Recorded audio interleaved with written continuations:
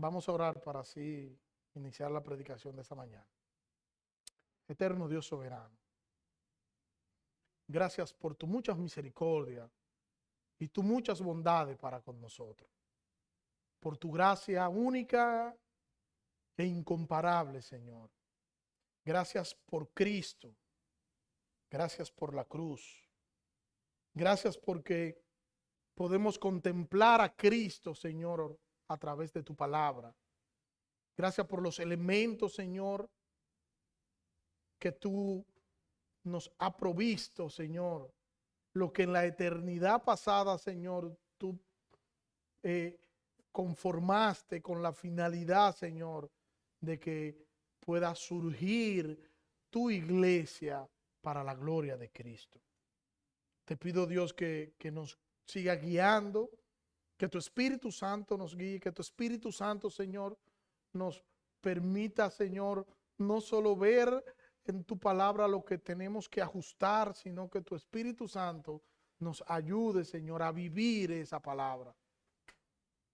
Que podamos aplicar tu palabra a nuestras vidas, a nuestro accionar, y que el poder transformador de tu palabra inerrante y toda suficiente nos cautive y podamos obrar conforme a tu santa y divina voluntad. En el nombre de Jesús. Amén. Continuamos con nuestra serie del libro de Efesios y vamos a leer desde el versículo 3 hasta el versículo 6. El texto de hoy es del versículo 4 hasta el 6, pero vamos a leer desde el 3 para que tengamos todo el contexto. Dice la palabra, versículo 3. Bendito sea el Dios y Padre de nuestro Señor Jesucristo, que nos ha bendecido con toda bendición espiritual en los lugares celestiales en Cristo, según nos escogió en Él antes de la fundación del mundo, para que fuéramos santos y sin mancha delante de Él. En amor nos predestinó para adopción como hijos para sí, mediante Jesucristo, conforme al beneplácito de su voluntad, para la alabanza de la gloria de su gracia, que gratuitamente ha impartido sobre nosotros en el amado.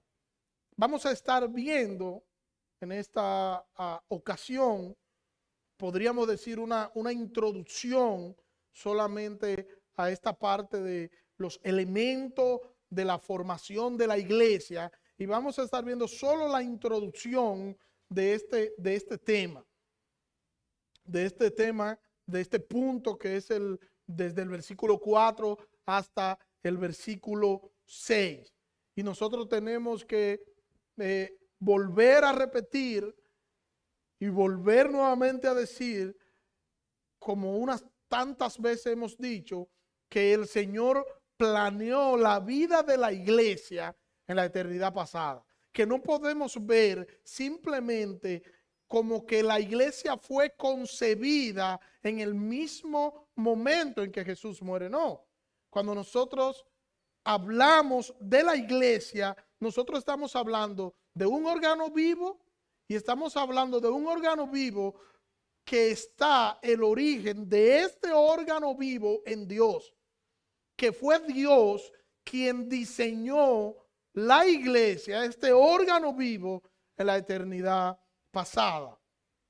El gran creador, el gran soberano del universo, Él tiene un plan eterno, y ese plan eterno, en ese plan eterno están todas las cosas concebidas para que den gloria a su nombre. Y nosotros tenemos que decir que la creación está precedida por una intención, y en esa intención de Dios era la intención de crear, de hacer, y ese crear iba a apuntar para la gloria del Hijo de Dios.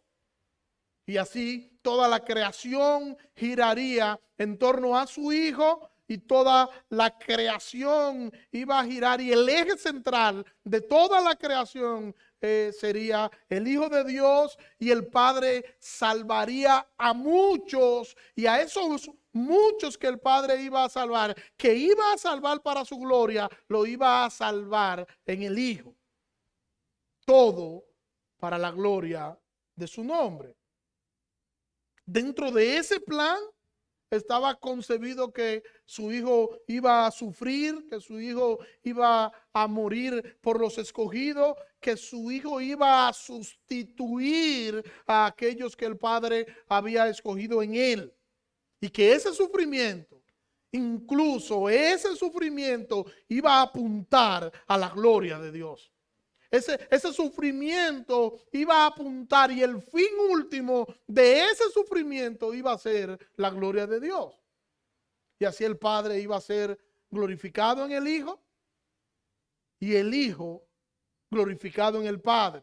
Y más tarde entonces los creyentes vivirían vida para glorificar al Hijo. Y así el Padre sería glorificado en el Hijo en el Padre, y la iglesia sería glorificada en el Hijo para la gloria del Padre. Por eso es que nosotros debemos mirar a Cristo. Nosotros debemos estar claros en este punto, dejar de creernos nosotros que nosotros somos la razón. No somos la razón de ser de la iglesia, no somos la razón de ser del mundo, no somos el centro absolutamente de nada, porque todas las cosas fueron creadas por medio de Él y para Él. Y Él es el único dueño absoluto de todas esas cosas, y en ese todas esas cosas, eso es un todo absoluto, no un todo relativo. En ese todo estamos cada uno de nosotros. Dicho de otra manera, nuestras vidas están incluidas ahí. Nosotros deberíamos experimentar el gozo que es, o que genera, o que produce el ser creyente. El inmenso gozo, el inmenso privilegio que es ser llamado hijo de Dios. Y esto es un gozo que no está basado en nosotros, ni está basado en lo que nosotros pudiéramos hacer. Esto es un gozo que está basado en nuestra relación con Cristo, no en lo que nosotros podamos tener o en lo que nosotros podamos alcanzar.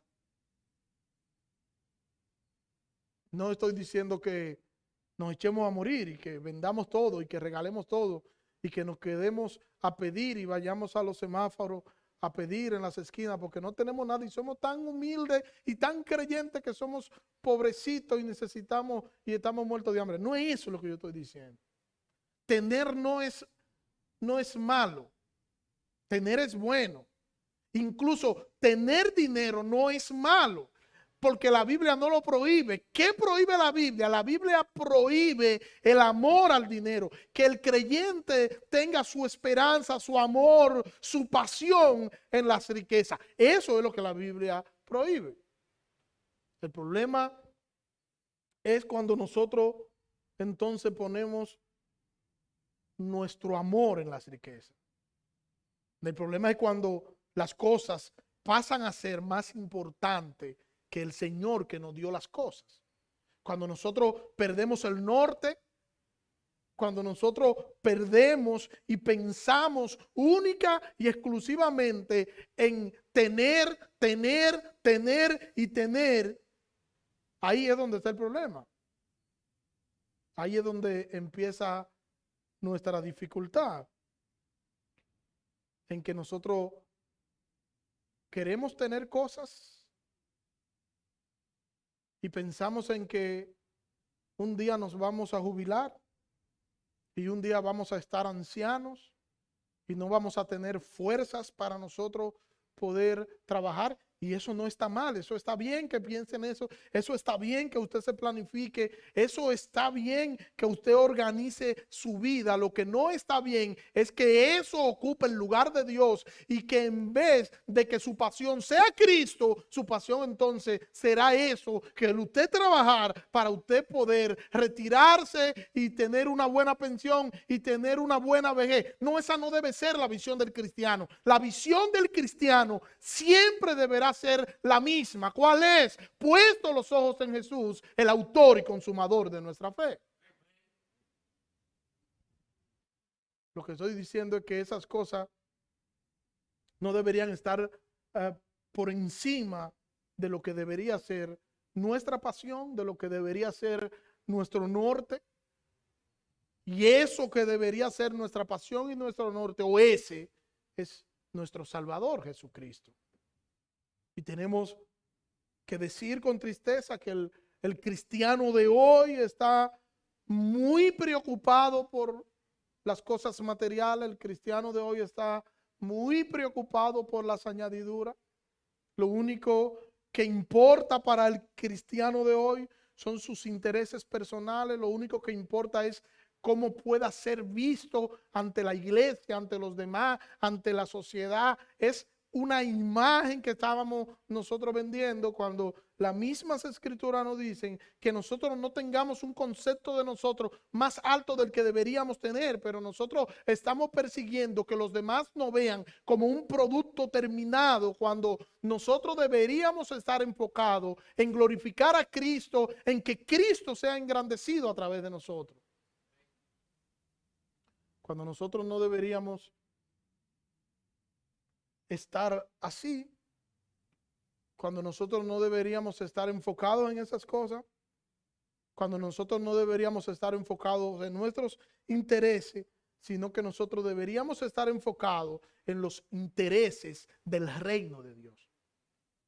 Y lo decimos, y lo repetimos, y hasta queremos que nos crean cuando nosotros lo decimos, pero la realidad nos choca en la cara y nos comportamos muchas veces como avaros, como gente que no tiene a Dios, que no tiene a Dios, y el que no tiene a Dios simplemente se gobierna a sí mismo y simplemente pone su mirada en las cosas terrenales, porque las cosas terrenales son las que lo satisfacen. Al cristiano debe satisfacerlo Cristo. Porque nuestra felicidad debería estar en Cristo. Nuestra felicidad no debería estar cuando nosotros tenemos todo cubierto. Cuando tenemos la capacidad de ir al supermercado y el asunto es tan complicado con la nevera que tenemos que ponerle un llavincito para que pueda cerrar bien y no se abra de tantas cosas que tiene. No solamente ahí. Si todo no está en control y nosotros no sentimos que tenemos el control, ¿qué sucede? ¿Nos afligimos o vamos a los pies del Señor? ¿Qué hacemos? El Señor no ha prometido que todas las cosas estarán resueltas para nosotros en esta vida. El Señor no ha prometido eso. El Señor ha dicho que nosotros tendremos pruebas y que tendremos aflicciones. El Señor ha dicho que vamos a pasar por muchas dificultades, pero que nosotros debemos estar quietos y que debemos estar tranquilos porque Él venció, y porque Él venció, nosotros somos más que vencedores en Cristo que nos amó. Pero pensemos en esto. Nosotros fuimos escogidos en Cristo antes de Dios crear todas las cosas, antes del Señor crear el primer átomo, la primera célula, antes de cualquier cosa, antes de todo, en esa intención de Dios, Dios nos escogió en Cristo. Nosotros estábamos en la mente de Dios antes que el principio empezara. Fuimos concebidos en la mente de Dios, pero fuimos concebidos en la mente de Dios como una posesión de Cristo. O sea, dicho de otra manera, es Jesucristo el dueño de esos que fueron concebidos por Dios en la eternidad pasada. Cristo es el dueño. Es Cristo el Señor y el amo de esos que fueron concebidos por el Padre en la eternidad pasada. Nosotros entonces somos sus esclavos. Él es nuestro amo y Él tiene cuidado de nosotros. Él tiene cuidado de nosotros. El amo tierno, el amo amoroso que nos cuida, que nos guarda del mal. Ese es nuestro Señor. Él no se complace en vernos a nosotros sufrir, como pensaban muchas personas con el caso de Job. No, el Señor no se complacía en verlo sufrir, como no se complace en vernos sufrir a nosotros. No, Él no se complace en ver sufrir al creyente. Lo que pasa es que muchas veces nosotros estamos mal enfocados y nosotros vemos el sufrimiento como un fin en sí mismo y nos olvidamos que en la vida del creyente las cosas no están al azar ni las cosas están divorciadas, sino que todas las cosas tienen que ver con la gloria de Cristo. Hasta mi dolor, hasta mi sufrimiento, a mis momentos duros, mis momentos de pasión, todo tiene que ver con la gloria de nuestro Salvador. Todo. Y nosotros deberíamos estar conscientes de eso. Deberíamos estar conscientes de que si nosotros vivimos, debemos vivir para el Señor. Y que si morimos para el Señor, morimos. Somos del Señor. Y eso no es solo cuando las cosas están marchando aparentemente bien. Cuando a la luz de nuestra percepción, nosotros entendemos que las cosas van bien. No solo ahí. También cuando las cosas aparentemente andan mal, también somos del Señor. Porque el Señor tiene cuidado de nosotros. Y es Él quien está obrando su plan perfecto, aunque yo no lo entienda. Siempre yo voy a entender, no, yo siempre no voy a entender. De hecho, el apóstol Pablo dice, nosotros vemos ahora por espejo oscuramente, y el espejo a la que el apóstol Pablo está hablando no es al espejo que nosotros conocemos hoy, que usted mira su imagen y le presenta su imagen. El espejo de hoy, comparándolo con el espejo de antes, es perfecto. Nos enseña nuestra imagen tal cual. Bueno, el espejo de antes era un metal que se tallaba y ese metal daba una imagen distorsionada del que se miraba en él. Y eso es lo que está diciendo el apóstol Pablo. Ahora nosotros estamos viendo de manera distorsionada, pero un día vamos a ver las cosas tal y como son y vamos a glorificar a nuestro Salvador por las cosas que no pudimos entender, porque al final eran para su gloria, y si eran para su gloria eran para nuestro beneficio. Nosotros no estamos aquí por un accidente cósmico. No. Ni estamos aquí porque un chimpancé evolucionó y hoy somos lo que somos. Hay alguna gente que uno lo mire y uno dice, bueno, parece que es verdad que evolucionó un chimpancé, pero no es así.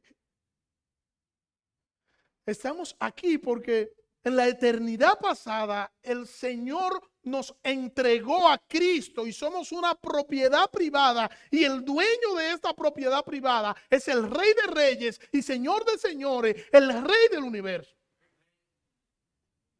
Ahora imagínense esto.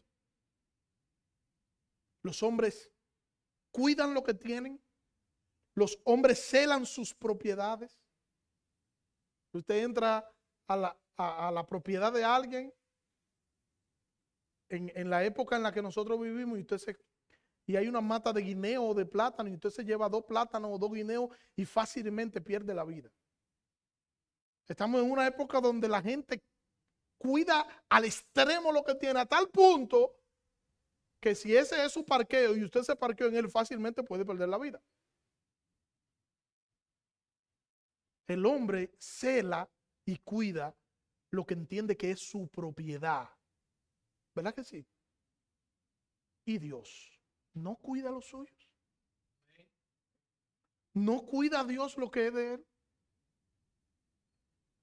¿O cree usted que alguien podría arrebatar de la mano del Señor lo que es del Señor y quitárselo y decirle no, porque eso es mío ahora? ¿Puede alguien pulsear con el Señor? Yo no sé si usted recuerda cuando usted era niño. Me cuentan, porque eso, en los tiempos míos eso no se usaba, que se ponía en el pupitre la mano y decía, ven, vamos a echar un pulso. Y siempre había uno que se creía más fuertecito que el otro. No, al Señor nadie le puede decir eso, porque Él es el Todopoderoso y todas sus criaturas están por debajo de Él. Nadie iguala a nuestro Salvador, nadie. Él es Dios, Él es el soberano. Y su propósito se va a cumplir. Incluso cuando nosotros estemos en las alturas, se va a cumplir su propósito. Pero también su propósito se va a cumplir cuando nosotros nos estemos arrastrando del dolor. Su propósito se va a cumplir porque no se trata de nosotros, sino se trata de la gloria del Salvador. Cuando nosotros estamos enérgicos y nos sentimos fuertes, con la capacidad de nosotros enfrentar al mismo Satanás. Cuando nosotros estamos seguros en el camino, seguros.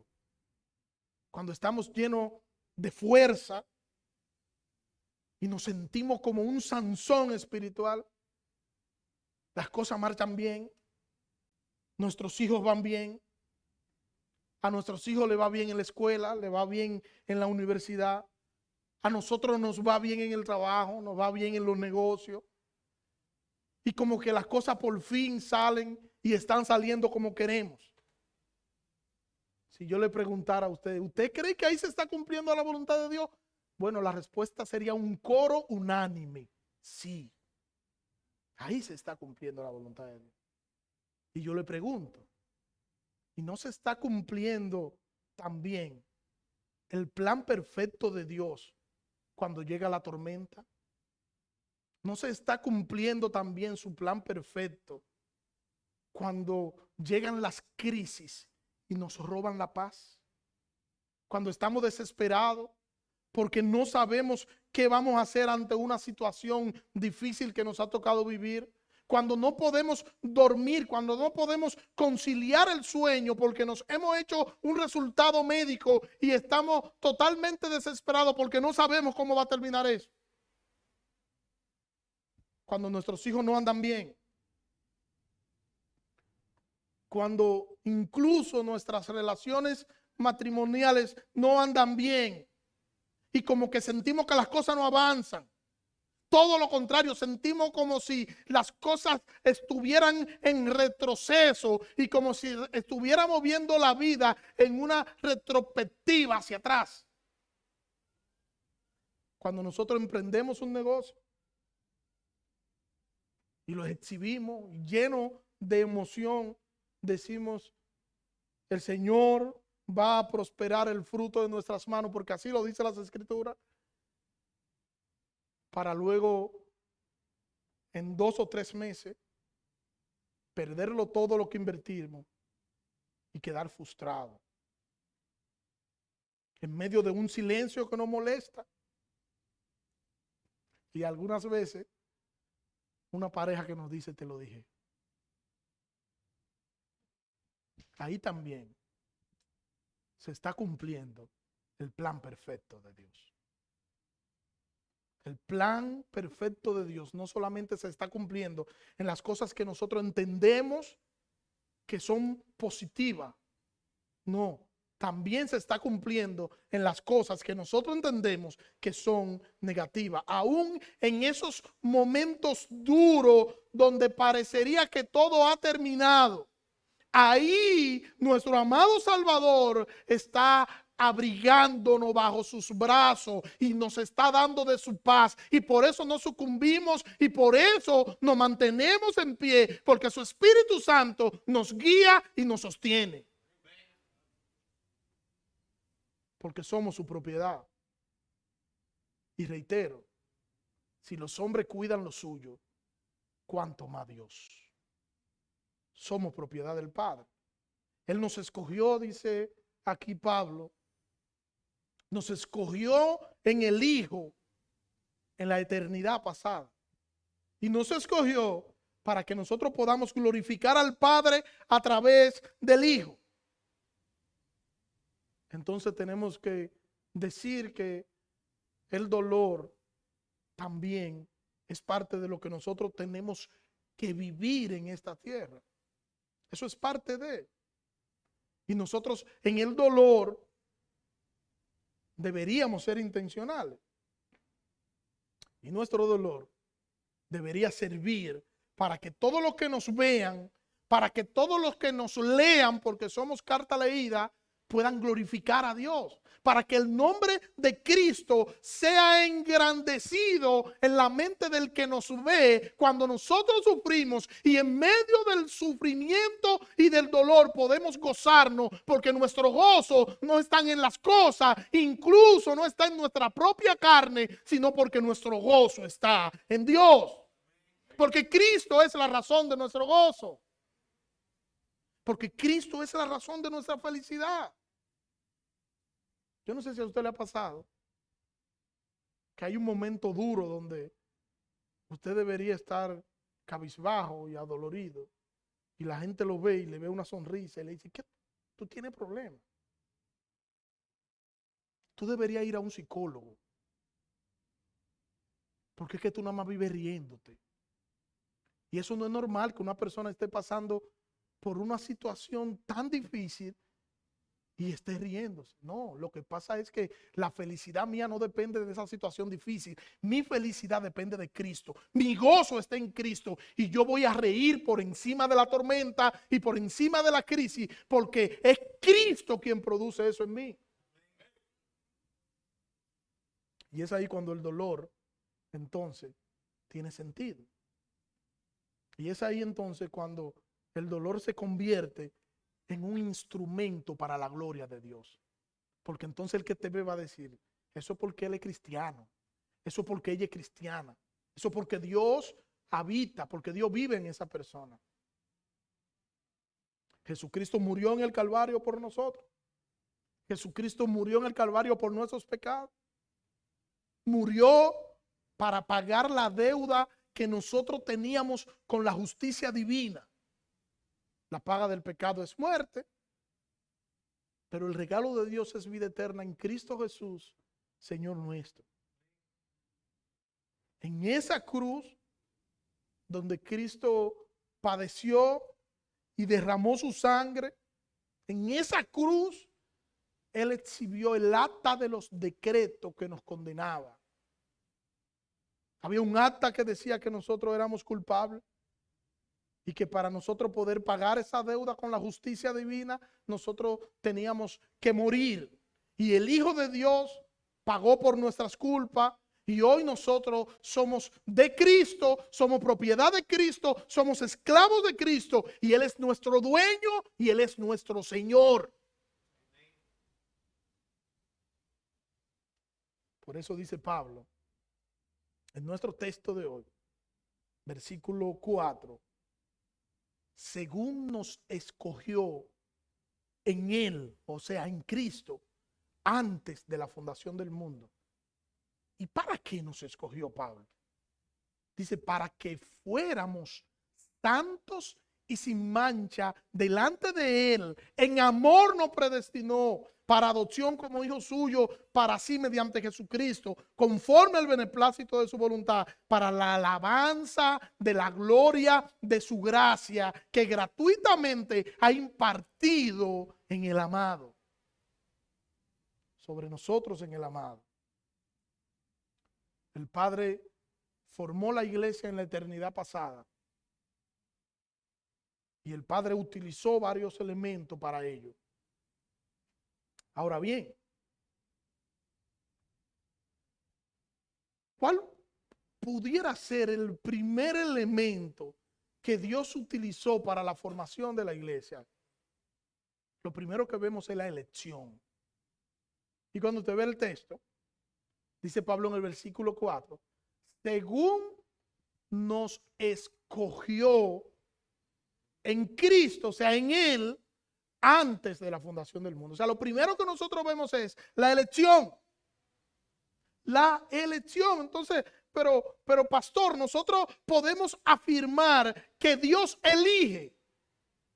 Sí, de hecho, lo vemos haciéndolo en las páginas de las Sagradas Escrituras. Vamos a Deuteronomio capítulo 7, versículo 6. Dice allí Deuteronomio: porque tú eres pueblo santo para Jehová tu Dios te ha escogido para hacerle un pueblo especial más que todos los pueblos que están sobre la tierra. Dios escogió a Israel, y Dios escogió a Israel de entre todas las naciones. Ahora, ojo, una nota al margen con esta elección es que esta elección no tenía nada que ver con lo que es la salvación personal del creyente. ¿Por qué yo digo que no tenía nada que ver con la salvación personal del creyente? Romanos capítulo 9, versículo 6. No que la palabra de Dios haya fallado, porque no todos los que descienden de Israel son israelitas, ni por ser descendientes de Abraham son todos hijos, sino en Isaac te será llamada descendencia. Podemos decir entonces que la descendencia racial de Abraham, simplemente por ser descendientes de Abraham, no serían salvos. Dios escogió a Israel como nación. Pero también el Señor escogió a los levitas y apartó a los levitas para sí. Le dio todo cuanto tenían que hacer, pero lo apartó. También Jesucristo escogió 12 hombres. Pero no recuerdan a Jesús diciendo: yo no lo escogí a vosotros, y uno de ustedes es diablo. ¿Quién lo escogió? Jesús, él mismo lo escogió. Y luego de su resurrección, escoge al apóstol Pablo. Se dice que en sustitución de Judas, pero bueno, escoge al apóstol Pablo. Dios elige entonces. Eso es lo que lo vemos hacer de manera constante en la página de las Sagradas Escrituras. Dios también, así como ha elegido, y lo vemos constantemente haciéndolo en la página de las Sagradas Escrituras, asimismo Dios escogió para salvación, y escogió para salvación porque el hombre no se podía salvar a sí mismo. Y porque como Lázaro, que estaba en la tumba sin vida, era necesario que Jesús obrara un milagro ante el cuerpo moribundo de Lázaro para darle vida. Y así es necesario un milagro sobrenatural para que vuelva a la vida el pecador perdido. El pecador perdido volverá a la vida solamente a través de un milagro sobrenatural que Dios hace por medio de su palabra en el corazón del pecador, transformándolo y haciendo este corazón de que era de piedra ahora de carne. El muerto no puede pararse, el muerto no puede accionar porque su condición se lo impide. Y así el pecador no puede hacer nada porque su muerte espiritual le impide hacerlo. Yo leí algo sobre Spurgeon, y Spurgeon decía que una señora se le acercó después de finalizar uno de los servicios, uno de los cultos, y ella le dijo que ella no entendía cómo Dios podía permitir que alguien se pierda. Y Spurgeon le contestó: no, eso yo lo entiendo perfectamente. Lo que yo no entiendo es cómo Él pueda salvar a alguno, porque todos estamos perdidos. El Señor, Él y solo Él salva en Cristo. Él y solo Él nos ha salvado en Cristo, porque no podíamos acercarnos a Él si Él primero no se acercaba a nosotros. Juan capítulo 6, versículo 41. En adelante dice: murmuraban entonces de Él los judíos, porque había dicho: yo soy el pan que descendió del cielo. Versículo 42. Y decían: ¿No es este Jesús, el hijo de José, cuyo padre y madre nosotros conocemos? ¿Cómo pues dice este, del cielo he descendido? Jesús respondió y le dijo, no murmuréis entre vosotros. Versículo 44. Ninguno puede venir a mí si el Padre que me envió no lo trajere, y yo lo resucitaré en el día postrero. Ninguno puede venir a mí, dice Cristo, si el Padre que me envió no lo trae a mí. Para una persona poder venir a mí, tiene el Padre que traerlo a mí, porque de lo contrario no va a venir. Es el Padre que trae al pecador de manera irresistible. Dios hace un llamado general, que es un llamado general para todos los hombres. Todos los hombres los escuchan y bueno, los hombres se hacen los sordos y no acuden al llamado de Dios. Pero Dios hace un llamado interno que es un llamado irresistible, y es el Espíritu Santo quien nos hace mover de forma activa hacia Dios. Es el Espíritu Santo el que nos seduce. Es el Espíritu Santo el que nos hace desear a Dios. Y cuando el Espíritu Santo nos convence de pecado, entonces nosotros deseamos a Dios. Así como el sediento desea el agua, como diría el Salmo, como el siervo brama por las corrientes de las aguas, así nosotros deseamos a Dios. Como el que está hambriento, que no ha comido durante todo el día, es atraído por la comida, así somos nosotros, convencidos por el Espíritu Santo y atraídos a Dios. Ahora me gusta como el pastor John MacArthur nos explica esto. Cito: en los cementerios de automóviles se utilizan electroimanes gigantes para levantar y clasificar parcialmente piezas de metal. Tan pronto se activa el imán, una pieza magnética tremenda atrae todos los elementos de hierro que estén cerca, pero no tienen efecto alguno sobre otros metales como el aluminio y como el cobre. De una manera similar, la voluntad de elección de Dios atrae de manera irresistible hacia sí mismo a aquellos a quienes Él ha predeterminado amar y perdonar, al mismo tiempo que no tiene efecto en los demás. Fin de la cita. Por eso es que dos personas escuchan el evangelio, la misma iglesia, la misma predicación, el mismo predicador, el mismo día, el mismo lugar, y una persona reacciona a la palabra de Dios y otra no reacciona a la palabra de Dios. El que reacciona a la palabra de Dios no lo hace porque es una persona inteligente. De hecho, usted le pregunta a una gente, ven acá, ¿por qué tú te convertiste? Y dice, no, lo que pasa es que me presentaron el evangelio y yo entendí que lo mejor que había era el evangelio, y empezamos a teorizar. Yo entendí que lo que me conviene es el Señor. Y cuando nos vamos a las escrituras nos damos cuenta que no es así, que el que viene a Dios porque ha sido atraído por Dios por medio de su palabra. Dios lo ha atraído, así como el imán atrae los metales. Es la palabra de Dios como una especie de imán que atrae a aquellos que son metal de Dios. Y piensen en esto. Si somos de Dios y estamos convencidos de su bondad, de su amor, de su misericordia para con nosotros, pues simplemente, mis hermanos, aprendamos a confiar en Él. Descansemos en su providencia.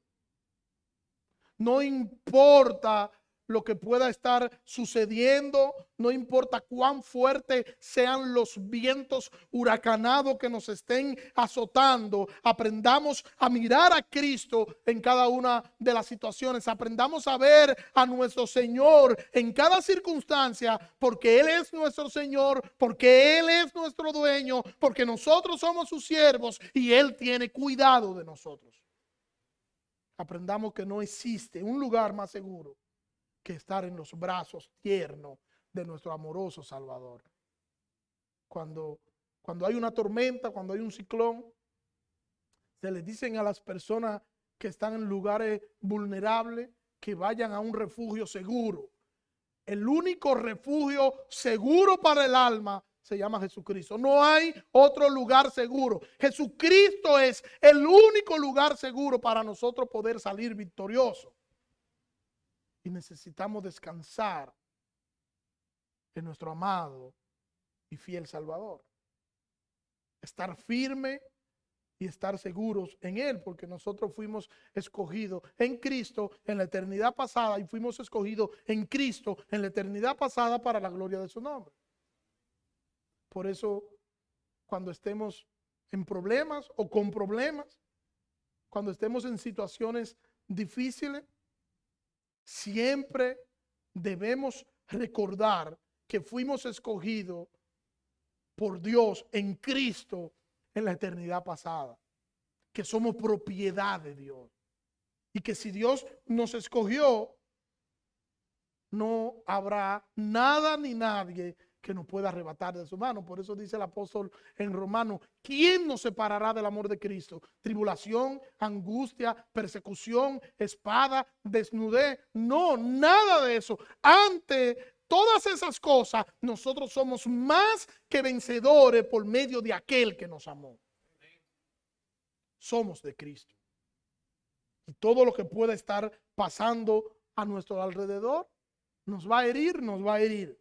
Nos va a causar alguna herida que nos va a dejar cicatrices, posiblemente. Ahora, lo que sí es también seguro es que en medio del dolor, de la crisis, del sufrimiento, en medio de la enfermedad, en medio de la situación difícil, nosotros no estamos solos, porque Cristo está con nosotros, porque su Espíritu Santo está con nosotros y nos va a mantener en pie en medio de cualquier circunstancia. Tus hijos no son tus hijos. Tus finanzas no son tus finanzas. Tu pareja no es tu pareja. Tu empleo no es tu empleo. Tu ropa no es tu ropa. Tus pensamientos no son tus pensamientos. Tu tiempo no es tu tiempo. Todo lo que tú tienes es de Dios. Todo lo que tú tienes le pertenece a Él. Y Él tiene cuidado de lo que tú tienes, porque no es tuyo, sino que de Él. Nosotros estamos escondidos en Cristo. Y nadie nos puede dañar. Nadie puede separarnos del amor de nuestro Salvador. Su plan perfecto se ha de cumplir en nosotros y se está cumpliendo. Nosotros simplemente aprendamos a ser agradecidos y a vivir vida que honren a nuestro Señor. Aunque no entendamos. Aunque usted no entienda qué sucede, es que yo no comprendo. No, tú no estás llamado a entender, tú estás llamado a creer, a alabar, a glorificar y a vivir vida que agrade a tu Señor. No estás llamado a entender. Descansa en el Señor. Descansa en el Señor, porque tu Señor tiene cuidado de ti y no hay circunstancias que se puedan escapar de sus manos. Él tiene control de todo. El Padre te escogió para la gloria del Hijo, para que así el Hijo sea glorificado en el Padre sea glorificado en el Hijo. No debemos nosotros como creyentes vivir de espalda a esto. Nada debería ser más importante en la vida del creyente que vivir de frente a esta realidad, que vivir de frente a la cruz, que vivir vidas consagradas, vidas que agraden a su Señor, a su Salvador. Nosotros necesitamos hacer ajustes en nuestra vida a cada momento para nosotros dejar de poner como prioridad las cosas pasajeras, para nosotros dejar de poner como prioridad las cosas que perecen. Nosotros no somos de este mundo Y nuestra pasión no debería ser de este mundo, no debería estar en este mundo, sino que nuestra pasión debería ser Cristo y su gloria. Que el Señor nos ayude a que nosotros podamos siempre poner los ojos en Jesús. Y que toda nuestra confianza, que toda nuestra esperanza esté sobre nuestro Salvador. Y que nosotros podamos ajustar nuestras vidas día a día, ir ajustándonos para nosotros ser como Cristo, quien es nuestro modelo. Oremos. Señor, gracias. Gracias por tu palabra, Dios. Te pido que nos perdones, Señor. Muchas veces actuamos y reaccionamos ante las situaciones sin pensar y sin entender que de manera intencional nuestras vidas deben girar en torno a Cristo. Permite que tu Espíritu Santo nos ayude a ajustarnos, Dios, a meditar en la palabra escuchada y a que podamos hacer los ajustes necesarios para nosotros vivir para la gloria de nuestro Salvador. Ayúdanos a entender que no somos de este mundo. Y que aunque usemos las cosas de este mundo para nuestro bien, nuestra pasión debe estar en Cristo. En el nombre de Jesús, Señor. Amén. Dios le bendiga.